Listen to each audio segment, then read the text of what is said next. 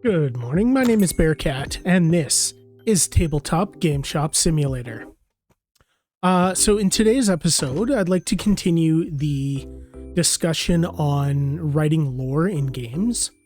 But I want to steer slightly towards role-playing games. This can be applied to what I talked about in the last episode as well, but it's a bit more applicable for role-playing games. So, if you didn't watch the episode, what I had talked about was the lore that I had been writing for a number of years for my Warhammer 40,000 Chaos Army, following a whole bunch of betrayals and shenanigans. So, but it occurred to me that the description of that,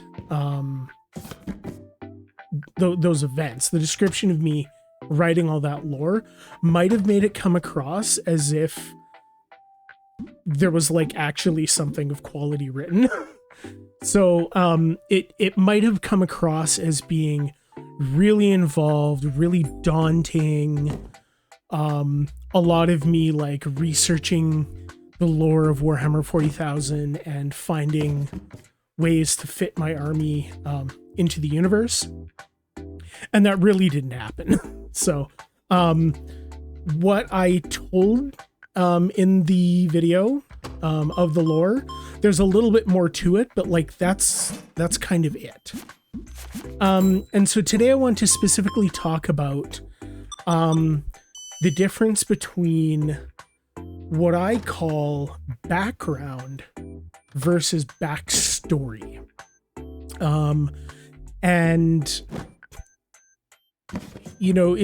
I find it's a pretty significant difference, and people can get really kind of bent out of shape when it comes to things like role playing, when it comes to air quotes backstories. So when it comes to role-playing games, I'm not a big fan of writing a backstory for your character, for a couple of reasons. First, is that the backstory has already taken place. It really doesn't inform play. It really doesn't accomplish anything, because a lot of those details are not going to come up in play. Whereas if you write what I call a background, which is developing narrative details for characters, or in the case of Miniature Gamer, writing narrative details about your army, but without doing it in that like conclusive backstory, I'm going to write my, 900-page epic novel kind of approach, it's more likely that those things are going to come into play. Whereas with the traditional backstory, it's like, okay, cool. You write this backstory, give it to the GM. The GM might read it, but like they're not going to do anything with it because they can't do anything with it. It's already happened. So that's the big problem I have with backstories. Another problem is that they're so seldomly grounded in reality. So it's like, I mean, the quintessential, you're making your first, your level 1 D&D character, and you're like, and I'm the prince of this kingdom, and I slayed a dragon, and I was the commander of this war that like saved the kingdom. But you're a first level character. So if you don't play D&D, what that means, a first level character is basically you are some variety of unskilled peasant, and you picked up a weapon and decided to be an adventuring hero. Boom, you're level 1. So like starting characters, they've they can't have done the things that people typically write about in these character backgrounds. And so what you're writing for the lore doesn't match the actual game, and it doesn't match the lore in the game. And it's really messy. So the approach I take, and this is very much, if you go back and listen to my description of the Red Corsairs of the Scarab Lion, there are past events, but there's nothing in there that goes against the game. There's nothing in there that goes against the lore. A lot of details are left very vague. They're not involved in any like major events that are happening in the universe.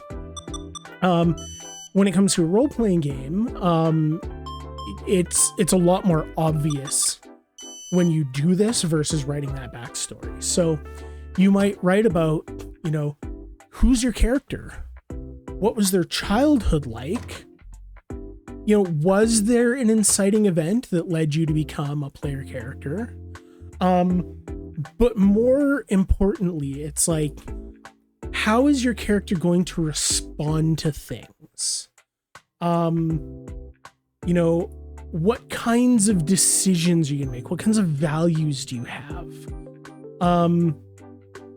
And again, this might sound like it's a whole lot of work, but it really isn't if you're very careful about what you're doing. So, an example I'll use, and I do this a lot with role-playing game characters now because I've played so many games. I tend to, this is going to sound bad, but I tend to reuse character ideas. And so what I've done is I've come up with a sort of archetype system where I have certain types of characters in mind. And when I make a character in a game, I can just refer to that archetype. And it's a handy shorthand that helps me remember all this kind of background stuff as opposed to backstory. So one of the character ideas, his name is Dr. Bane. This is a character for a superheroes game. I didn't really get to play. The GM ended up not doing it. But in the game, you played the superhero or the super villains of the world rather than the superheroes. But you're sort of put into a position where you're kind of doing like super heroic things. This is an older game. A lot of these tropes weren't quite as obvious back then. But so this character, the nefarious Dr. Bane, master of poisons, was a snake-themed supervillain who was an evil scientist. So he has a PhD in like evil chemistry. And he's this poison and snake themed villain. He sort of talks like the Monarch from Venture Brothers, or about like Skeletor. And so he's this like kind of weaselly, like he's very much a scientist. So he's like weaselly, probably wears glasses.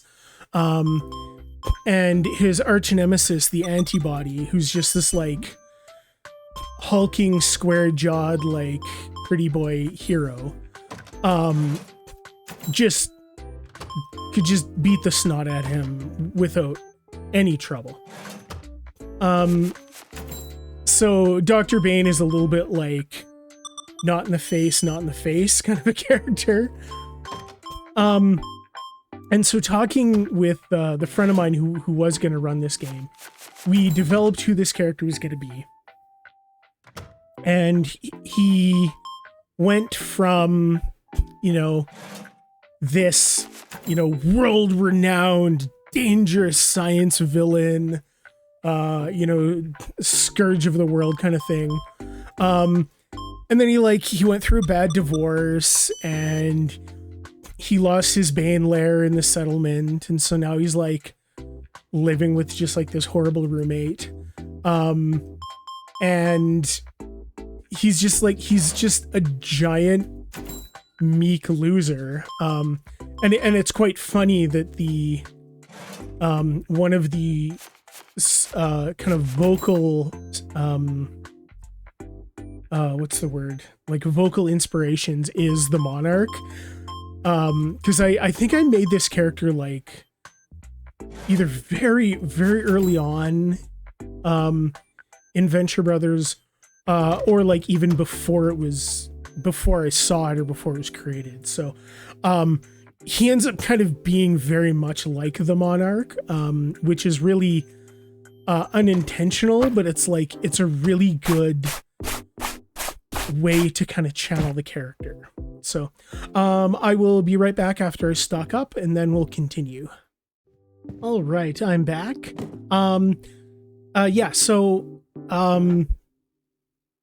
So writing all these details about the nefarious Dr. Bane, divorced master of poisons, it helped really give me a good idea of what the character would be like. So there's sort of a joke I would use as an example when I described him, where the nefarious Dr. Bane is cut off in traffic. What would he do?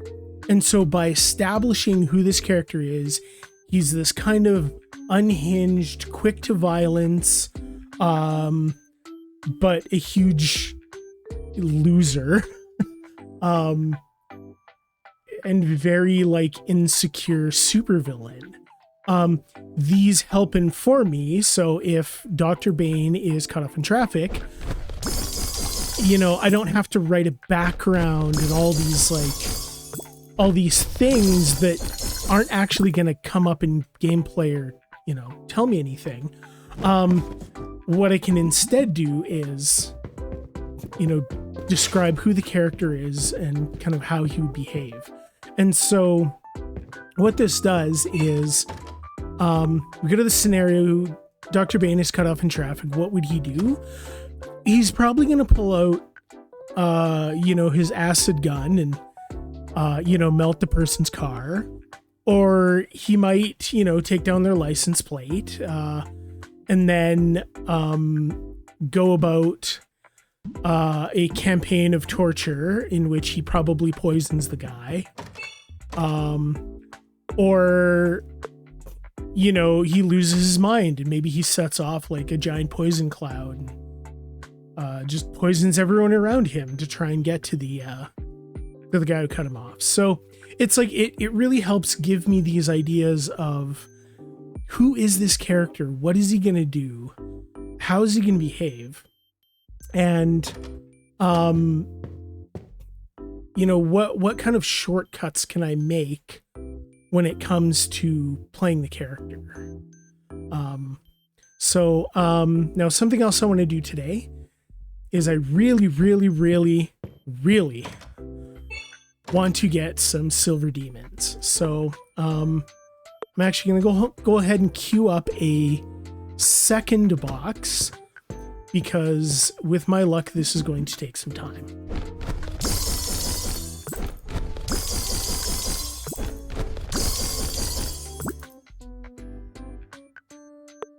Still nothing.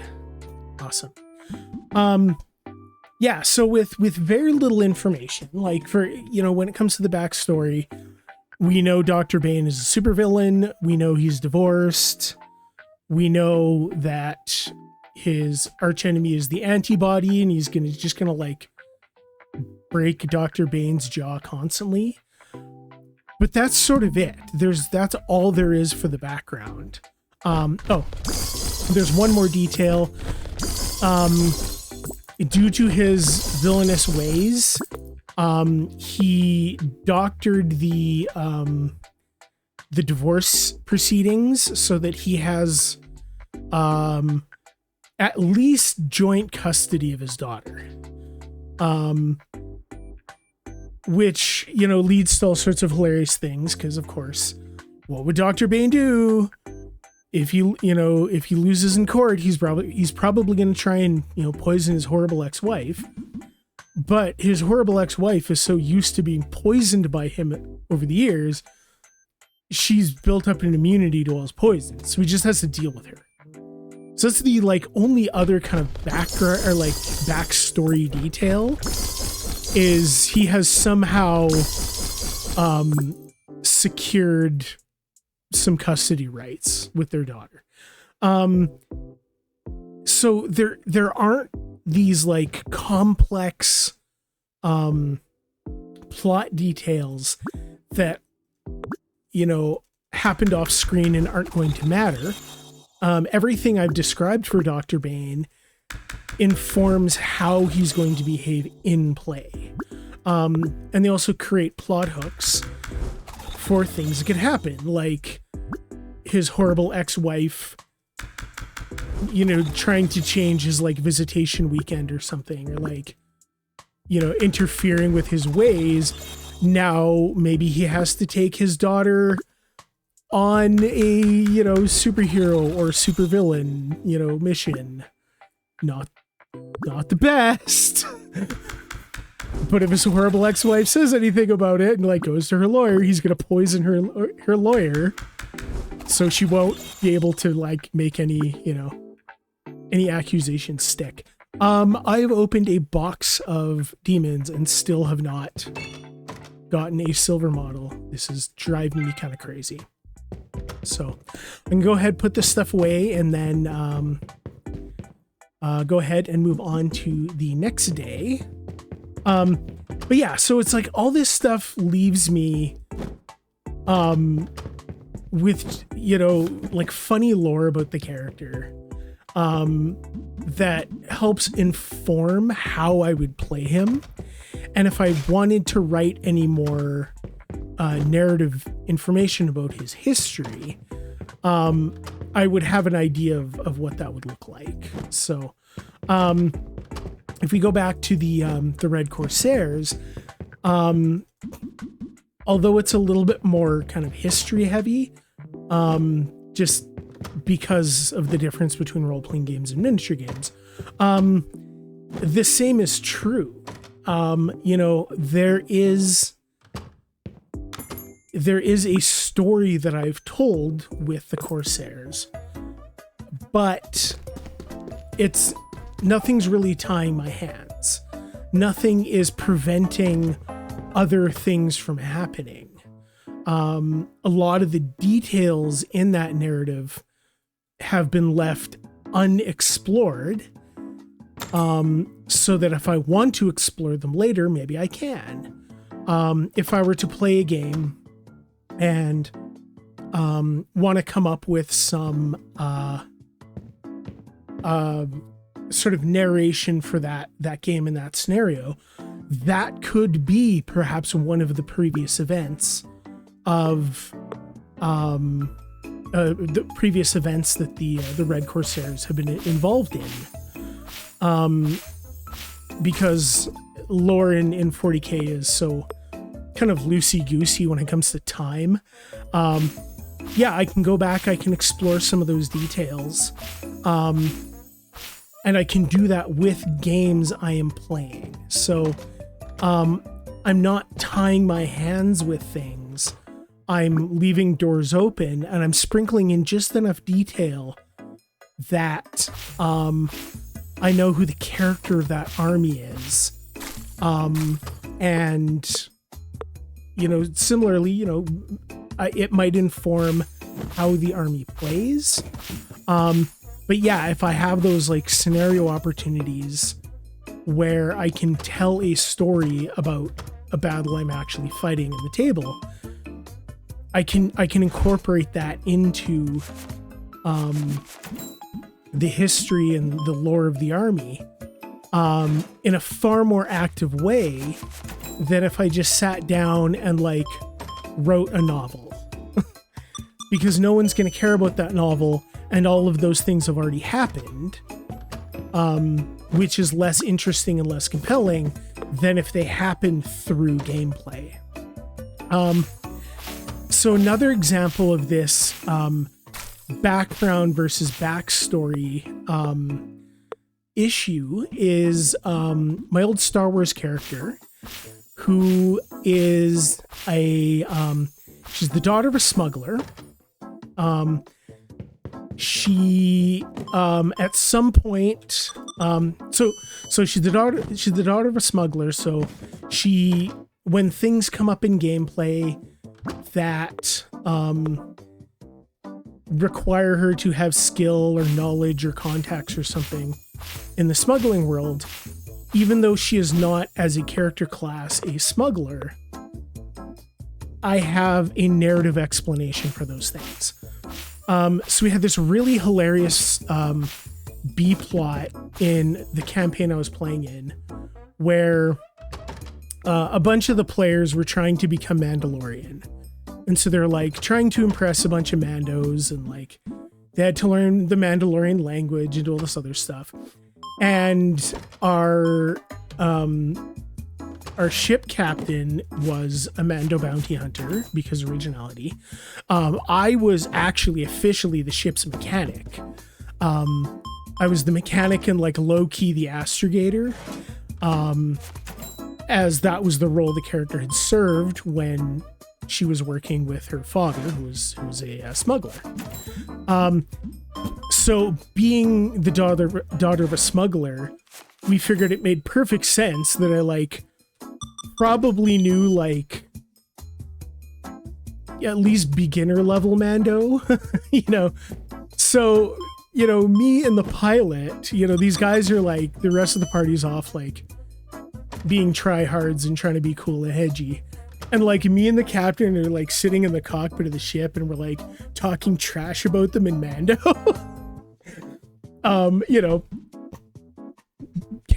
There's no history of the character having, been Mandalorian or learned the Mandalorian language or anything. It's like just kind of like a trade thing she picked up as a character detail.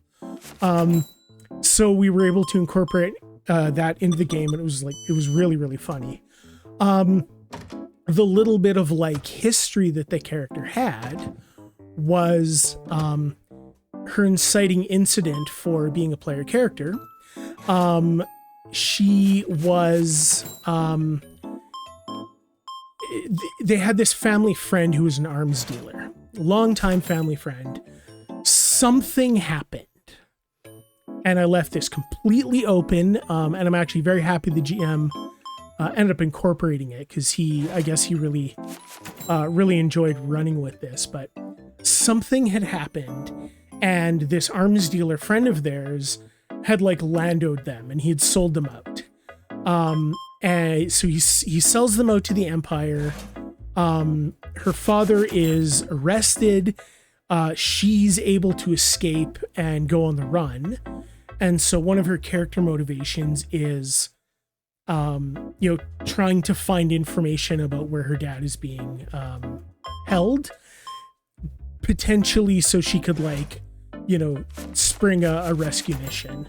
The other thing is she's trying to find where this arms dealer former friend is hiding, because after he betrayed them, he kind of went dark. So she's kind of obsessed with finding him and, getting to the bottom of what happened and potentially getting revenge. Now, this is colored by the fact that she was also force sensitive. So another piece of history backstory I'd written in was, while smuggling artifacts to Alderaan at some point, she had come across the journal of a Padawan learner. So if you're a Star Wars nerd, there's this book, I can't remember the title of it, but there's this in-universe book that you can buy that has like the Jedi code written in it. And in the margins are like scrolled a whole bunch of commentary from named characters throughout Star Wars. And so the idea was that my character had come across an art piece where a copy of this book and the notes of that Padawan learner were like hidden inside, like the false bottom of a statue or something. She becomes Force sensitive, and so she is this very interesting, like, mechanic oriented Force sensitive smuggler, who's on this like revenge quest, but she's like reading all this stuff about the Jedi code and how like revenge is not the Jedi way. And so throughout this campaign we're playing in, the GM decides to run with my character's background and have a whole lot of stuff we're doing be tied up with this arms dealer. And so we end up coming across some information that I believe he was imprisoned. So like he was imprisoned. He was like being held in carbonite or something. But I think we knew that when we were looking for him, or we had traced him down and then, kick in the door and find out he's like, in a back to tank or in carbonite or something. I can't remember which one it was, but so we, a lot of stuff we're doing ends up kind of being tied up with this guy. And so we find him, and the murder hobos in the party are like, do you want us to kill him? Because we're all combat characters, so we're gonna be better at it than you are. But I'm like, no, that's not gonna solve anything. It's not gonna, bring back my dad out of like Imperial detention. I need him alive so we can interrogate him. So we like take him out and we like, nurse him back to health and stuff. And there's a lot of me like pistol whipping him and like struggling with my dark side feelings of like, this man who was practically my second father sold us out, and like quite possibly my father is dead because of it. And I'm also like, on the Imperial hit list, their bounty's out on me. So, all of this stuff is going on. All this stuff is like, it's informing my play in the campaign. It's informing the campaign's narrative. All this stuff with very, very little backstory attached to it. I had a name for the guy. He was an arms dealer. He betrayed us. I'm Smuggler's daughter. I found some Jedi teachings while smuggling.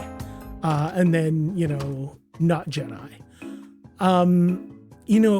That was kind of it in terms of the backstory. There's like a little bit more.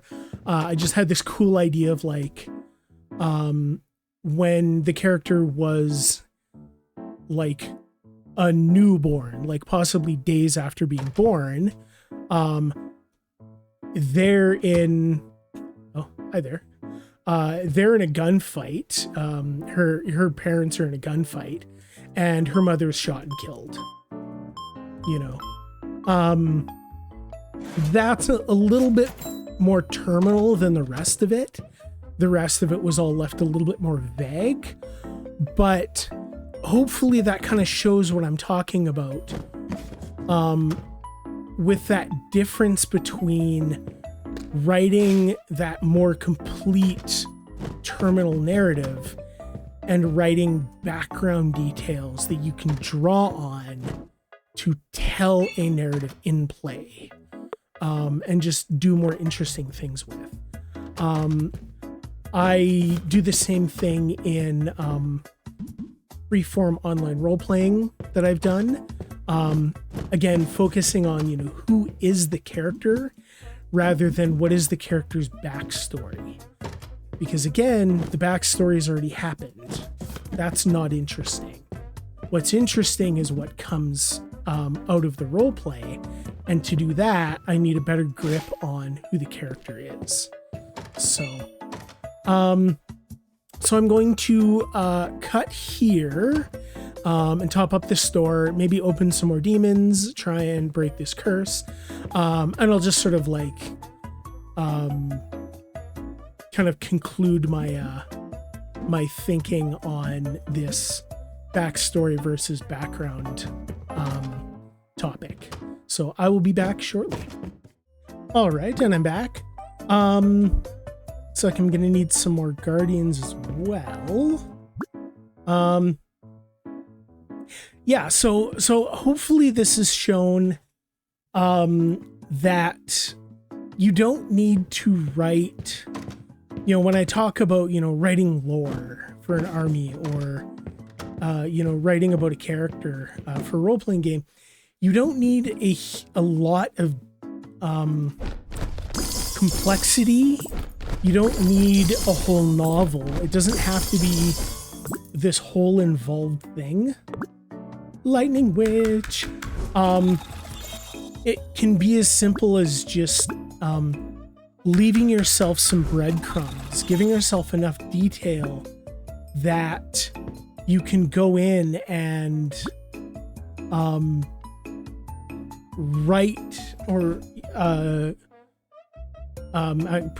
play is probably better, a better idea. But yeah, you can leave enough detail that you can work with, rather than focusing on just like really messy, you know, taking on this big project of having to write a novel.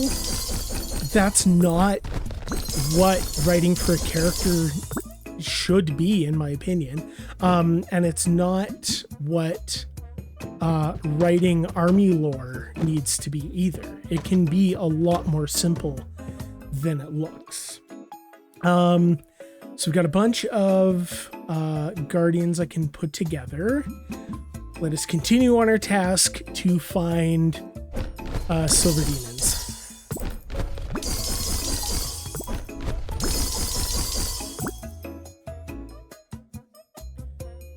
I'm finding parts. I'm just not finding enough of them.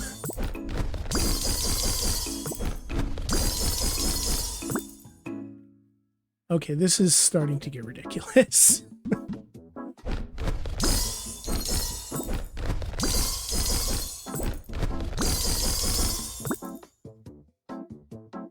Do I have literally anything?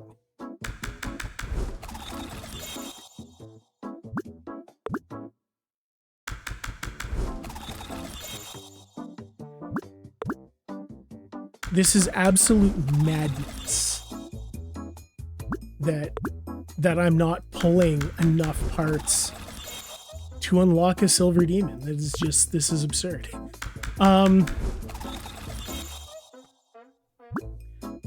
So yeah, it's, you know, this idea of, yeah, background versus backstory is leave yourself enough room that you're not writing yourself into a corner. Leave yourself enough details that you can have fun telling those stories in play, rather than just writing about them outside of play. But yeah, like all that stuff I talked about with my Corsairs army, you know, it might have sounded really complicated, but in truth it really isn't, because I've focused on the most important areas and I've left the rest blank so that I can go back and do something with it. So if you're not doing this already, you know, try out this approach, see what it does for you. See if you know, does it work? Does it not work? Do you hate it? Getting some gold models. Let's get some parts for those. like missing one part there. Yeah, like, you know, try it out. See if you like it. See if that works for you. If you've tried writing characters in the past and it hasn't really worked for you, give that a shot. See if it works any different. If you've tried to work on army lore and it's, again, hasn't worked for you, try that out. See if it works. Because it works for me. It works quite well. And it leads to a lot of fun when it comes time to fill in those gaps. So, I don't want to order any more because open any more because I have to order another box, and I don't want to pay the shipping fees on that today. So I think I'm going to end the episode here. I've got a bunch of painting to do in the next episode, so we can kind of start out the episode on that. We can pick away at some of those projects over the course of the day. So if you enjoyed the video, or if you found my description of lore and backgrounds and writing for characters helpful, please do like and share the video. If you're in a gaming group and you found it particularly helpful, share it with the other people in your gaming group to see if it'll help them. If you have not subscribed to the channel, please do, so you can see more episodes of this wonderful game and find out what weird topics I can come up with in the gaming space, as well as more episodes of Monster Lab Simulator and Town to City when those go up. So thank you so much for taking the time to watch, and I hope you have yourself an awesome day.